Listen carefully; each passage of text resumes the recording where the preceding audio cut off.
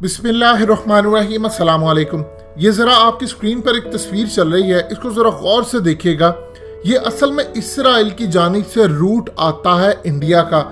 जो पहले orange line आप देख रहे हैं, ये रूट पहले आता था इसराइल का कि वो सऊदी अरेबिया की एयर स्पेस इस्तेमाल नहीं करते थे और साइड से होकर गुजरते हुए वो इंडिया जाते थे, जो कई घंटे ज़्यादा लंबा तवील सफ़र था। कॉस्ट भी ज्यादा थी और उनके पैसेंजर्स को पे भी ज्यादा करना पड़ता था। अब ये जो लेटेस्ट डेवलपमेंट सामने आई है, सऊदी अरब ने बड़ी चालाकी के साथ इसराइल को अलाउ कर दिया। उसमें इसराइल का नाम नहीं लिया, लेकिन कहा कि यूएई की तमाम फ्लाइट्स आने वाली और जाने वाली किसी भी कंट्री के लिए वो इस्तेमाल कर सकती हैं सऊदी एयर स्पेस, लेकिन उन्होंने इसमें इसराइल का नाम नहीं लिया।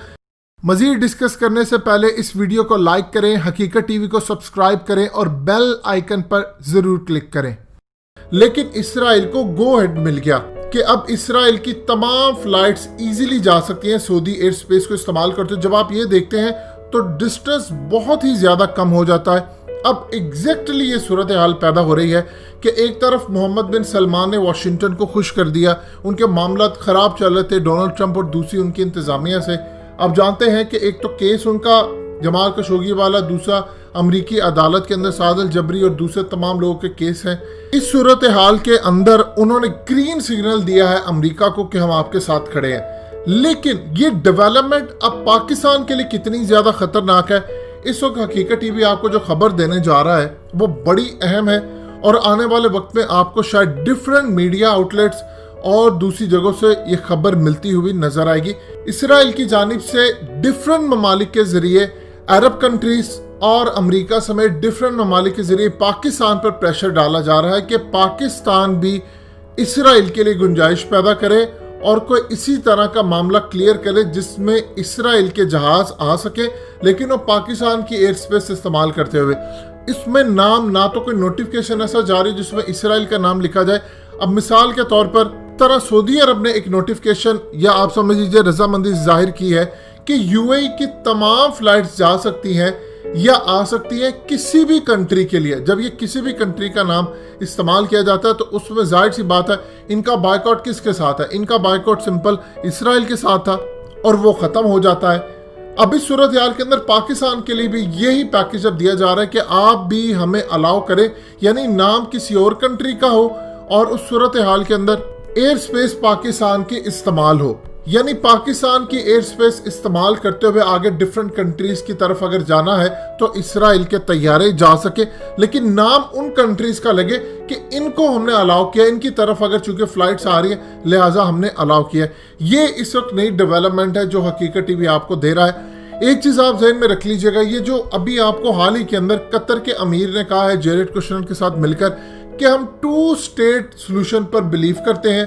बहरीन ने कहा, ओमान ने कहा, ये तमाम जितनी भी कंट्रीज है ये बहुत बड़ा एक ब्लंडर, फ्रॉड और ठकोसला है। देखिए कायदे आज़म क्या कहते थे, कायदे आज़म कहते थे कि हम इसराइल के वजूद को तस्लीम ही नहीं करते। पाकिस्तान की रियासत का मौकफ बदला हुआ, ये ज़हन में रखिएगा। हुकूमत और पाकिस्तान ये कहते हैं कि हम 2 स्टेट सोल्यूशन पर बिलीव करते हैं, यानी कोई ऐसा मायदा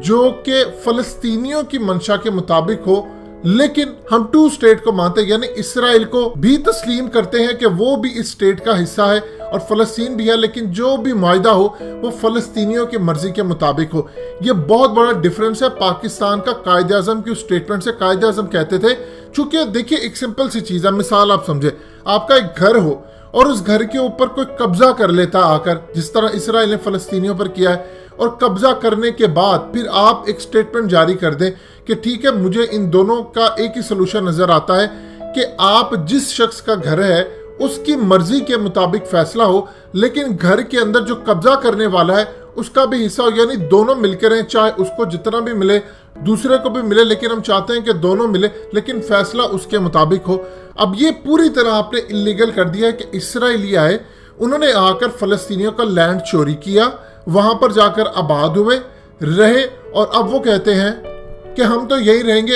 और पाकिस्तान समेत तमाम अरब कंट्रीज अब ये कह रहे हैं कि जी हम 2 स्टेट मानते हैं। ये असल में होने क्या जा रहा है, जेरेड कुशनर एक एग्रीमेंट तैयार कर रहे हैं जो कि ऑलमोस्ट हो चुका हुआ है।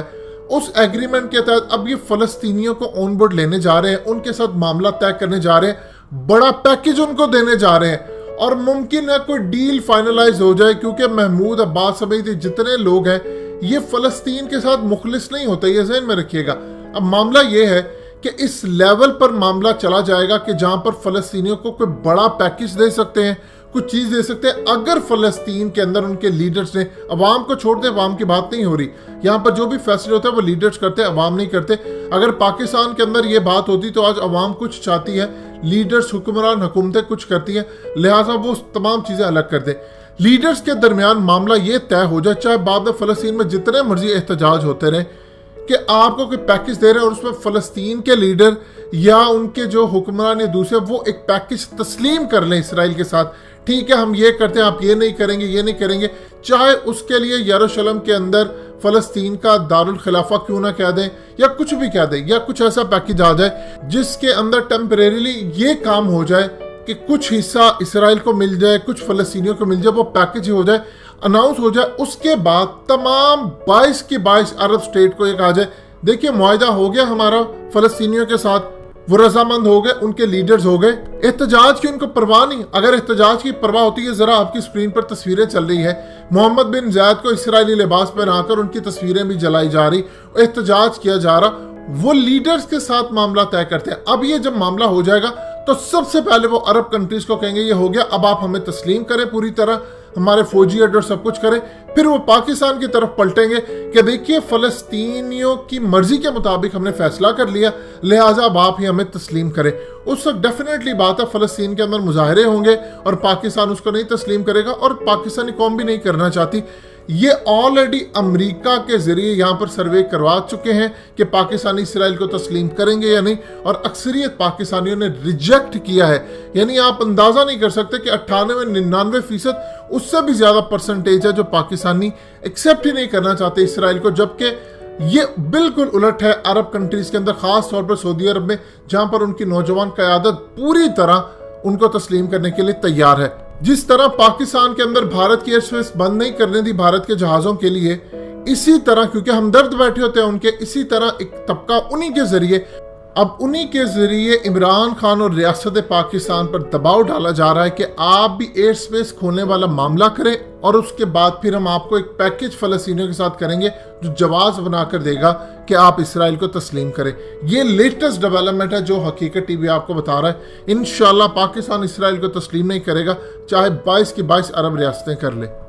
दोस्तों हकीकत टीवी को सब्सक्राइब करना मत भूलिए, वीडियो को लाइक करें, शेयर करें और कमेंट सेक्शन में अपनी राय का इजहार जरूर करें।